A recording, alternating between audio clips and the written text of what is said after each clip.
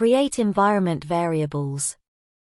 Once we have created the environment variable that connects to our data source, we can continue to create our SharePoint list environment variables that we wish to connect.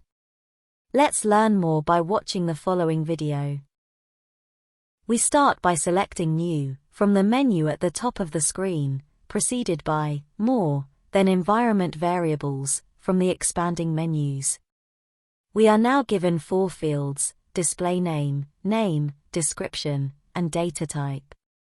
Display name, the name which is displayed in the list of solutions. Name, a unique name which is auto-generated using the display name. You can edit this before you save the solution, but after you save the solution, you can't change it. Description, you can provide details of what your environment variable holds. Data type, the type of data connection you want to create. We are connecting to a SharePoint data source, so we select Data Source and Connector, SharePoint. Parameter type, we are given the option to connect to a site, or to a list.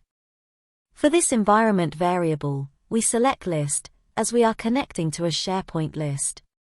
Site, we select the site that we wish to connect, select our environment variable that we previously created. Finally, New List Value, here we will see all the lists that belong to the SharePoint site that we have connected. Navigate to the SharePoint list that we wish to connect. Once you have entered the above, press the Save button. If you like this video, please like and subscribe.